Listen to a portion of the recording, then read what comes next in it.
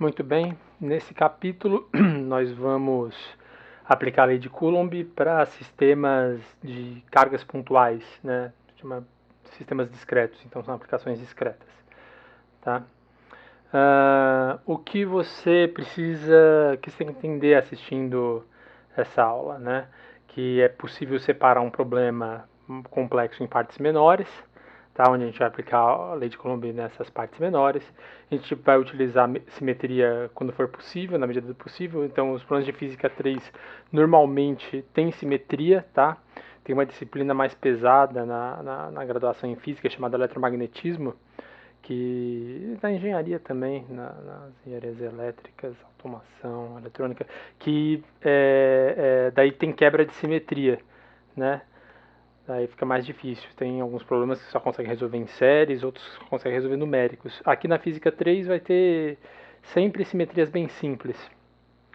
Quando tiver simetria vai ser simples o problema, vai ser só ter 2 ou 3 termos para somar. Soma vetorial de pequenas partes, né, dessas partes, utilizando o princípio da superposição, então 2, 3 cargas, né, fazendo soma vetorial, e representação gráfica. Tá?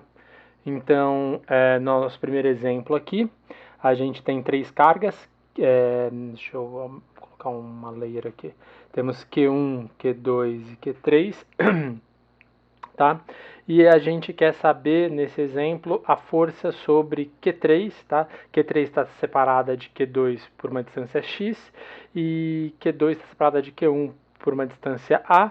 Aqui são colineares, né? Então, vou colocar o eixo x aqui. Certo? São colineares. E eu quero saber a força sobre 3. Então, a força sobre 3 é igual a força sobre 3 devido a 1 mais a força sobre 3 devido a 2. Já estou utilizando o princípio da superposição aqui. A força sobre 3 devido a 1 tá na direção de x, porque eu falei aqui que isso daqui é a direção de x, né, o eixo x. Então, a força em 3 devido a 1 está na direção de x. Constante de Coulomb, Q1, Q3, dividido pela distância de 3 até 1 ao quadrado. Tá? Apliquei a lei de Coulomb. A força em 3 devido a 2 também está na direção de x, está constante de Coulomb, estou produto das cargas, só que a distância até 2 é x². Então, expressei aqui meu problema mais complexo, escrevi as partes menores e agora eu simplesmente somo. Como os dois termos estão na mesma direção, o versor fica em evidência, a constante de Coulomb fica em evidência, Q3 fica em evidência que aparece, o que fica aqui dentro das chaves é Q1 sobre x mais a ao quadrado mais Q2 dividido por x ao quadrado. Tá, acabou, o problema acabou aqui. O problema realmente acabou aqui. Daí, se eu não souber Q1, não souber Q2, não der valores, aqui não tem mais nada o que fazer. O que eu posso fazer é fazer algumas análises. Se x for muito maior do que a, se x for muito maior do que a, significa que eu vou pegar o Q3 e vou afastar. Então o Q3 vai estar aqui, o Q1 e o Q2 vão estar aqui, certo? Eu vou afastar o x, vai ficar muito maior do que a. Tá? Você consegue perceber que, sob a perspectiva do 3, o 1 e o 2 viraram um bloco só. Então deve convergir esse limite aqui para a lei de Coulomb. E é o que converge, certo? Se x for muito maior do que a, x mais a vira x, daí vai ficar x² aqui embaixo, x² aqui embaixo vai ficar Q1 mais Q2, certo? Isso se Q1 e Q2 forem cargas, ou as duas positivas, ou pelo menos diferentes, né? Se as duas forem iguais, mas com sinal trocado, você fala assim, pô, vai dar 0 se eu fizer esse limite desse jeito. Eu tenho que tomar cuidado, eu tenho que fazer uma expansão em série e pegar o próximo termo. Eu vou ter um termo dipolar, mas isso fica para outra, quando a gente estiver falando de campo elétrico. Tá, uma outra substituição que eu posso fazer é, digamos que Q1 seja 2Q e Q2 seja menos Q, onde esse Q é um número maior do que 0. Tá? Então eu estou pegando esse valor aqui, volto aqui, eu estou falando que esse cara aqui agora é 2Q e esse cara aqui é Q, certo? Ah, eu fiz invertido. Não, perdão.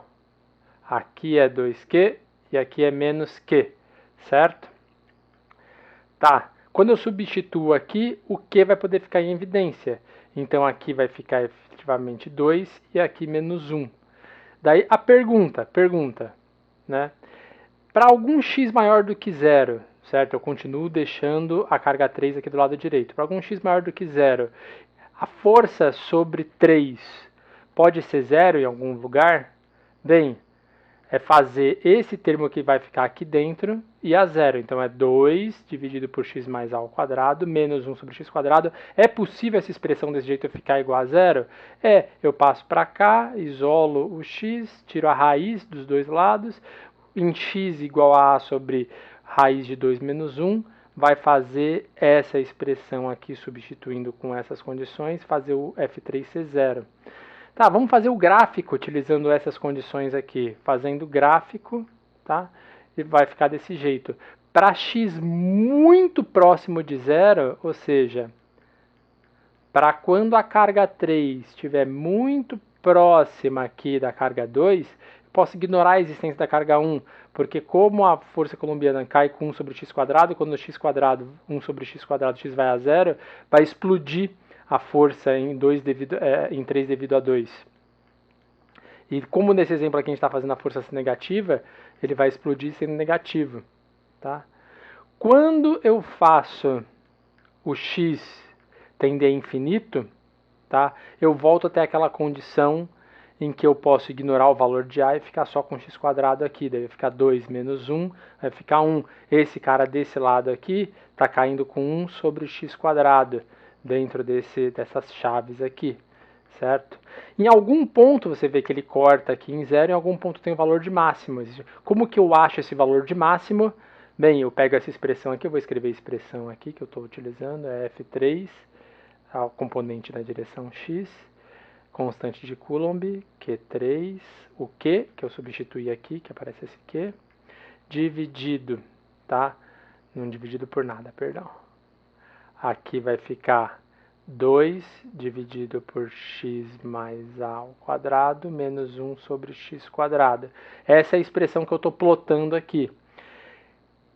Como que eu acho esse valor de máximo? Ué, eu pego essa expressão, derivo, esse f3x, derivo em relação a x e igual a zero. Nessa condição eu vou conseguir achar o valor de máxima, quando a taxa de variação dá zero. Tem dois lugares que isso daqui vai dar zero, né? No infinito, será? Não sei. Deriva aí igual a zero e me diga qual que é o valor aqui dessa função, do valor em x que vai fazer a força F3 ser máxima. Tá, outro exemplo aqui, né? Agora, em vez de ter as cargas colineares, eu tenho Q1 e Q2 numa linha aqui, definindo uma linha, e perpendicular a essa linha, eu estou colocando Q3. Daí eu estou perguntando, qual que é a força em 3? Vou fazer o mesmo raciocínio que eu fiz antes. A força em 3, eu não sei ainda qual é, mas ela é a força em 3 devido a 1, mais a força em 3 devido a 2, certo? Então a força em 3 devido a 1 é fácil aqui a gente escrever, é constante de Coulomb, Q1, Q3, dividido pela distância de 1 até 3. Quem que é a distância de 1 até 3? A distância de 1 até 3 é esse vetor aqui, ó. Esse daqui é o R13. Esse outro aqui embaixo é o R23. Percebe que o módulo R13, módulo, né, desse vetor, é igual ao módulo desse outro vetor aqui, 2, 3, que eu vou chamar esses módulos simplesmente de R, então eu vou chamar essa distância R, pela simetria, né, porque aqui é A dos dois lados, tá, essa distância aqui do eixo que as cargas estão. Tudo bem, tá, eu tenho a força em 3 devido a 1, e faço a mesma coisa, escreva a força em 3 devido a 2, somo. Percebe que agora eu tenho uma dificuldade. O versor agora não é igual para os dois. Então eu preciso dar um jeito de achar esse versor. E eu vou falar a verdade para vocês. É nesse ponto aqui que 95% dos alunos que fazem de Física 3 pedalam. 50% pedala no cálculo. O resto pedala na geometria. Como que eu acho esse versor aqui? Bem, o versor R13... que é essa, vou desenhar aqui como se fosse um vetor unitário, certo? Então esse daqui é o versor R13, certo? Aqui está o vetor R13. Esse versor, ele é o vetor dividido pelo módulo, pela norma dele, certo? O vetor R13, ele é x na direção de x, então assim, esse vetor aqui, ó, vou pintar ele por cima aqui amarelo, esse vetor aqui, tá? Ele tem uma componente x na direção de x e tem uma componente negativa em y, vai ser menos a na direção de y, porque ele tem que descer e depois ir para frente, certo? Por isso que aparece esse sinal de menos aqui, menos a na direção de y. O R é 2, 3, que é esse vetor aqui de baixo. O que muda? Na direção de x é igual, mas só que aqui na direção de y ele sobe. Então ele é x na direção de x mais a na direção de y. Notando que eu estou fazendo x para cá e y para cá, obviamente, né? Ficou claro para você intuitivamente o que eu estou falando. Tá, daí que eu faço para achar o versor? Divido pela norma. E a norma está aqui, o R13 é igual a R23, que é igual a R. Substituindo aqui, portanto, finalmente, né, depois que eu fiz a análise com geometria analítica, substituo de novo na lei de Coulomb, tá? Então aqui, a força em 3 devido a 1 é constante de Coulomb, carga 3, carga 1, dividido pela distância entre eles ao quadrado, que é o R, aqui, né, eu estou chamando de R, o R13 é simplesmente R. E aqui está o versor. Esse cara aqui todo, ele é o R13 chapéu. É o x dividido por r na direção de x, menos a dividido por r na direção de y. Tá? E o f em 3 devido a 2 está aqui. É a constante de Coulomb, Q3, Q2 dividido por r quadrado. E aqui está o versor. Esse daqui é o versor R23, certo? Aonde só mudou um em relação ao outro devido nesse sinal aqui. Ok? Tá. Agora eu posso juntar x com x e y com y. Mas antes de juntar, deixa eu limpar um pouquinho aqui que tá sujo. Antes de juntar, vamos fazer um pouquinho de análise. O que acontece se o A for a zero? O A indo a zero significa que eu vou pegar essas duas cargas aqui, ó, Q1 e Q2, e vou fazer elas caírem no eixo. O A e a zero é a mesma coisa de fazer o x e a infinito. Vendo de longe, as duas cargas estão próximas assim, e o Q3 tá lá longe. É como o Q3 está lá longe, é como se isso daqui virasse um bloco só. Tem que cair na lei de Coulomb, e cai de novo. Se você substituir aqui em cima, você vai perceber que o A vai a zero, então esse termo aqui morre, porque o A foi a zero. Eu vou somar esses caras aqui, vai somar Q1 e Q2. Tá? Tá, e se a gente fizer o Q1 e o Q2 ser igual à mesma carga, um valor de Q, as duas cargas serem iguais, certo? Se eu fizer isso, repara que esse cara aqui virou Q, esse cara aqui virou Q. Então, esse termo que está em evidência aqui, nos parênteses, posso deixar em evidência em relação a todo mundo. Tá? Daí eu vou somar o que está dentro dos parênteses. Somando o que está dentro dos parênteses, isso daqui vai se cancelar, certo? E vai ficar 2x dividido por r na direção de x, que é o que eu tenho aqui. Tá? Então, a força em 3, se eu fizer o Q1 igual a Q2 igual a Q, a força em 3 vetorial está na direção de x. Você conseguiria chegar nessa expressão aqui simplesmente analisando a simetria do problema. Então, deixa eu arrancar toda essa sujeira que eu coloquei aqui. Tá? Analisando a simetria do problema. Esse cara aqui vai produzir uma força aqui, ó, que é o F em 3 devido a 1. Esse cara aqui, por simetria, vai produzir uma força aqui, F em 3 devido a 2. E se as cargas forem iguais, como as distâncias até o eixo são iguais, essas forças aqui são iguais e esses ângulos são iguais. Você percebe pela regra do paralelogramo que isso daqui vai dar uma força resultante, o F3 vai dar uma força resultante na direção de x, quando as cargas forem iguais. Então, nem preciso considerar a componente em y, utilizando simetria. Essa é uma forma de você resolver o exercício mais rápido. Tá?